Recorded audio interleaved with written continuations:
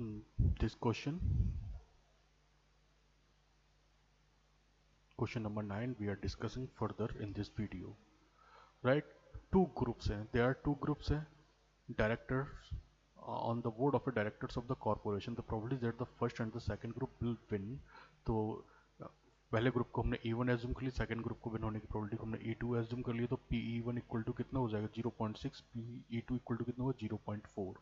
अब if the first group means introducing a new product, अब new product को introduce करने की प्रोबेबिलिटी को हमने ए एज्यूम कर लिया, तो यहाँ पर PE1 इक्वल टू गिवन है 0.6, PE2 इक्वल टू गिवन है 0.6.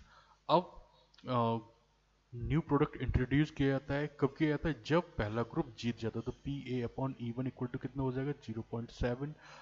न्यू प्रोडक्ट इंट्रोड्यूस किया जाता है जब ग्रुप सेकंड जीत जाता है, विन हो जाता है, तो 0.3 हो गया. अब now we have to find out the probability that new product is introduced when group second is win, मतलब ग्रुप सेकंड जीत जाता है और नया प्रोडक्ट इंट्रोड्यूस किया जाता है, तो उसकी प्रोबेबिलिटी क्या हो जाएगी, सॉरी यहाँ पर E2 होगा, राइट, यहाँ पर E2 होगा, तो PA1 into E1 into E1 हो जाएगा, ये आपका यहाँ पर E1 हो जाएगा, यहाँ पर हो जाएगा PA/E2 इंटू PE2, राइट. तो यहाँ पर हमें निकालना है क्या, PE2/A, तो ये क्या हो जाएगा, PE2/A का क्या हो जाएगा, PA/E2. सेकंड ग्रुप बिन होता है ना, ये सेकंड ग्रुप बिन होता है, इसलिए हमने E2 नीचे लिया है, इंटू PE2, राइट, ये इसका फॉर्मूला हो जाएगा, तो PA/E1 हो जाएगा इंटू PE1 हो जाएगा, प्लस क्या हो जाएगा PA/E2 इंटू PE2, राइट. इस तरह से we can solve that. Clear, और फॉर्मूले में सारी एंट्रीज को पुट कर देंगे, we can get our answer. और answer is 2/9. Question number 10. Suppose a girl throws a die, right? If she gets 5 or 6, she toss a coin 3 times. She toss a coin 3 times and notes the number of the heads. If she gets 1, 2, 3 and 4, she toss a coin once and notes whether a head or a tail is obtained. Right? अब क्या है कि die को throw किया जाता है, die को throw होने पर कितनी इवेंट्स होती हैं, 1, 2, 3, 4, 5 एंड 6, उसमें आउट टोटल इवेंट, उसका सैंपल स्पेस में इवेंट्स होती हैं. अब यहाँ पर क्या है कि 5 और 6, तो ये से 5 और 6 क्या है, E1 एज्यूम कर लिया, 5 और 6 आने की इवेंट्स को हमने E1 एज्यूम कर लिया, इस इवेंट को 1, 2, 3 और 4 को हमने E2 एज्यूम कर लिया. अब 5 और 6 आने की प्रोबेबिलिटी कितनी हो जाएगी, 5 एंड 6 आर 2, तो 2/6 हो जाएगी, और 1, 2, 3, 4 आने की प्रोबेबिलिटी 4/6, दैट इज 2/3 हो जाएगी, राइट. अब क्या है, अ कॉइन इज 3 टाइम्स, कॉइन को कितने टाइम्स टॉस किया जाता है, 3 टाइम्स टॉस किया जाता है, राइट. यहाँ पर लिखा हुआ है if she get 1, 2, 3, 4 she toss a coin once, right. अब क्या होता है कि 5 और 6 आता है और कॉइन को 3 टाइम टॉस करता है, कॉइन को 3 टाइम टॉस करता है and not the number of the heads. तो यहाँ पर क्या है कि probability of getting exactly one head by tossing the coin 3 times if she gets 5 और 6, राइट. तो 5 और 6, अब 5 और 6 आने की प्रोबेबिलिटी है, राइट. अब क्या है, वहां पर 5 और 6 है, सी टॉस ए कॉइन 3 टाइम्स, अब एक कॉइन को 3 टाइम्स टॉस करते हैं, तो एग्जैक्टली वन हेड आने की प्रोबेबिलिटी कितनी हो जाएगी, एग्जैक्टली वन हेड आने की प्रोबेबिलिटी. तो वहां पर हमें सैंपल स्पेस के अकॉर्डिंग पता है कि वन हेड आने की प्रोबेबिलिटी एक कॉइन में कितने टाइम्स होती है, कितनी होती है, 3/8 होती है, राइट. और exactly one head in a single throw of a coin, तो कितना हो गया 1/2 हो जाएगी, राइट. तो PA/E2 हो गया 1/2 और PA/E1 हो गया 3/8. अब हमारे पास PE1 है, PE2 है, PA/E1 है, PA/E2 है. अब हमें क्या निकलना है, if C obtained exactly one head, right, what is the probability that C throws 1, 2, 3, 4 और 5. तो यहाँ पर आपको क्या निकलना है, PE2/A निकलना है, फॉर्मूला आप फॉर्म कर सकते हैं, A upon E two into P E two upon क्या हो जाएगा P A upon E one into P E one plus P A upon E two into P E two. Clear? तो ये सारी वैल्यूज जो हमारे पास हैं इस फॉर्मूले में लगा के we can get our answer, and answer is 8/12। Right? Important question है ये बोर्ड एग्जामिनेशन के लिए। अब यहाँ पर क्या हुआ, 3 मशीन्स हैं मैन्युफैक्चरर के पास, A B and C. Machine A, machine B and machine C. The first operator A produce 1% defective item, whereas the other two operators will produce 5% and 7% defective items respectively. A is on the job 50% of the time B, right? तो P, अब इस event को हमने E1 assume कर लिया, इस event को हमने E2 और C की इवेंट्स को हमने E3 एज्यूम कर लिया। तो PE3 PE1 कितना दिया हुआ है 50%, दैट इज 5/100, 50/100। PE2 कितने दिया हुआ 30/100 दिया हुआ है, एंड PE3 इक्वल टू दिया हुआ 20/100 दिया हुआ है। Right?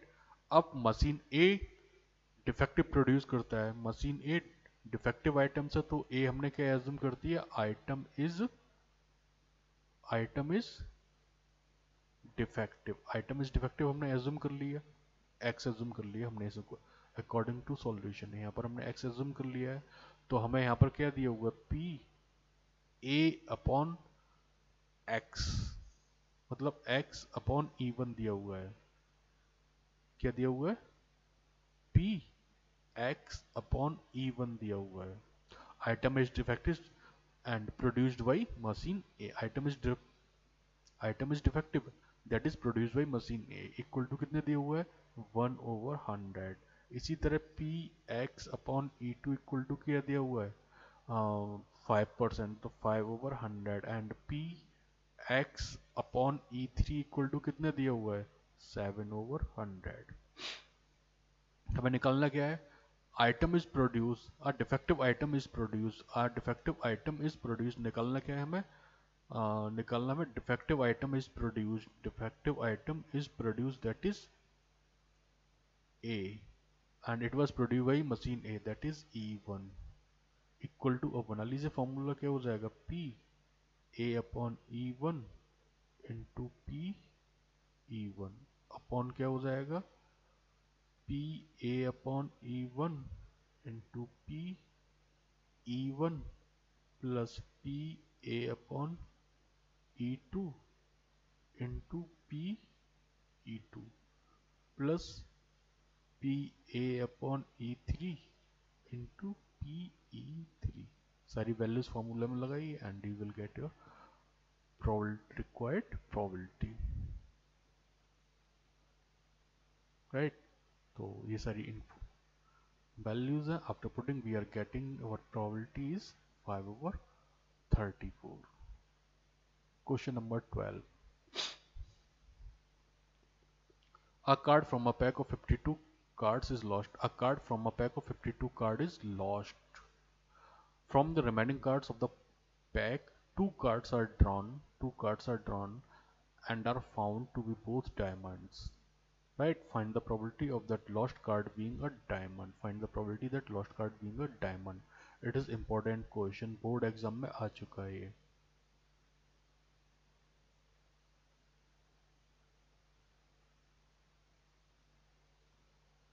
Right?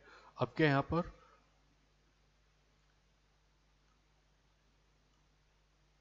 A card from a pack of 52 card is lost. एक कार्ड 52 कार्ड से लॉस्ट हो गया, तो कितने कार्ड्स बचे आपके पास 15 कार्ड्स, 51 कार्ड्स बचे. From the remaining cards of the pack two cards are drawn. दो कार्ड्स निकाल ले गए and both found to be both diamonds. Right? Find the probability of the lost card being a diamond. अब यहाँ पर क्या है कि डायमंड होने की प्रोबेबिलिटी और ना डायमंड ना कार्ड ना होने की प्रोबेबिलिटी. तो E1 एज्यूम कर लिया कि कार्ड क्या है डायमंड है, और E2 एज्यूम कर लिया कि कार्ड डायमंड नहीं है. राइट? और हमें किसकी निकालनी है लॉस्ट कार्ड की निकालनी है. तो हमने ए एज्यूम कर लिया lost card is lost, so that's event is a. अब 13 कार्ड्स, अब 52 कार्ड्स में क्या है 13 कार्ड्स डायमंड्स के और 39 कार्ड्स क्या है नॉट डायमंड के हैं. तो पी इवन कितना हो जाएगा, पी इवन इक्वल टू कितना हो जाएगा 13/52। एक्चुअल में ये होगा 13/52 और पी टू कितना हो जाएगा 39/52। अब क्या है कि one card is lost, one card is lost their, one card is lost. तो वहां पर डायमंड्स के कितने बचे, 12 डायमंड्स के कार्ड बचे और टोटल कार्ड्स कितने बचे 51 बचे। अब टू कार्ड्स को आपने ड्रॉ किया हुआ है, वो भी डायमंड के हैं, तो आपके क्या थे 12 कार्ड्स डायमंड के थे, उसमें से आपने टू कार्ड्स ड्रॉ किए हैं, तो यहाँ पर कॉम्बिनेशन यूज होगा। अब two diamonds cards can be drawn out of 51 cards, ये टोटल प्रोबेबिलिटी कितनी हो जाएगी 51 ओवर 51 C2 हो जाएगी। तो अब यहाँ पर रिकॉर्ड प्रोबेबिलिटी कितनी हो जाएगी P A upon E one 12 C2 upon 51 C2, solve करेंगे तो ये हो जाएगा 22/45। अब सेकंड केस है यहाँ पर कि lost card is not a diamond, lost card is not a diamond, तो यहाँ पर के टोटल डायमंड्स के कार्ड तो 13 रहेंगे, लेकिन एक कार्ड लॉस्ट हो गया तो टोटल कार्ड कितने हो जाएंगे 52 माइनस 51 बचेंगे कार्ड हमारे पास। अब 13 डायमंड्स कार्ड्स में से आपको टू डायमंड्स कार्ड सेलेक्ट करने हैं, तो 13C2 हो जाएगी और 51 टोटल कितने हो जाएंगे 51 to C2 हो जाएंगे। तो अब यहाँ पर क्या निकालना है आपको, तो यहाँ पर क्या हो जाएगा P A upon E two, lost card is not diamond, right, तो P A upon E two equal to कितना हो जाएगा 13C2 upon 51C2, that is 26/42। अब यहाँ पर क्या है card is lost, lost card is diamond, lost card, card तो लॉस्ट हो गया है, तो कार्ड लॉस्ट होने को आपने क्या एज्यूम किया है card is lost, card is lost है, पहले से लॉस हो गया है, लेकिन वो किसका है डायमंड का होना चाहिए, तो P E one upon A हो जाएगा। अब P E one upon equal to A क्या फॉर्मूला हो जाएगा आपका P A upon E one into P E one upon सैमेज नीचे कॉपी कर दीजिए P E one into P E one हो जाएगा plus P A upon E two into P E two, put all the values and get your answer.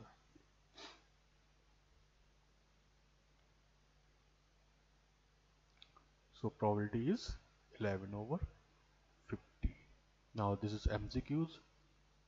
Probability that A speak truth is 4/5. A Cornish toss a report that reports that a head appears. The probability that actually there was a head.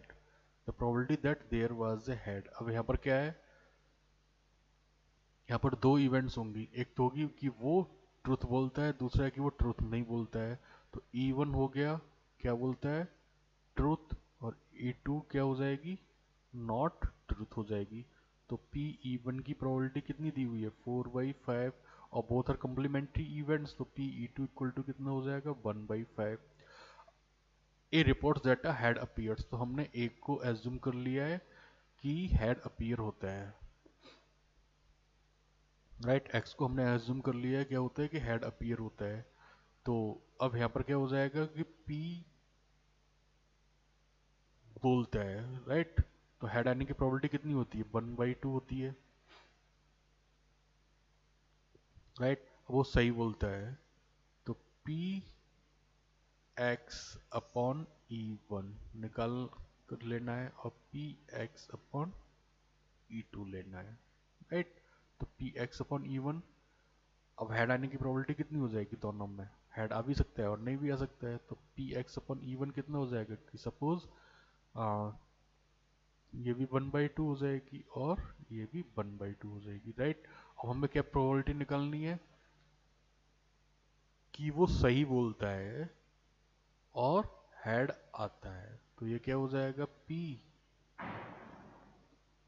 E P X upon E one into P E one upon P X upon E one into P E one plus P X upon E two into P E two, right. सारी probabilities को फॉर्मूले में लगा दीजिए and you will get your answer. So answer is 4/5, तो answer option A is right. In question number 14, it is given you A and B are two events, such that A is subset of B. A is subset of B, and B is not, PV is not equal to 0. PV is not equal to 0. PV is not equal to 0. Then which of the following is true? अब हम देखते हैं जरा. P A upon B equal to क्या होता है? आपको पता है कि P A intersection B upon P V होता है.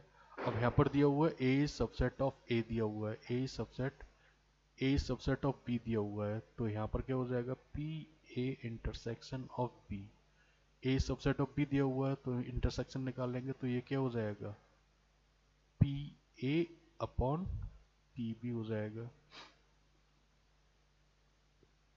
पी अपॉन बी है, तो अभी यहाँ पर क्या है? फॉल्स है ये. अब P upon B is less than P A and P upon B is greater than P A. इस केस को हम देखते हैं यहाँ पर.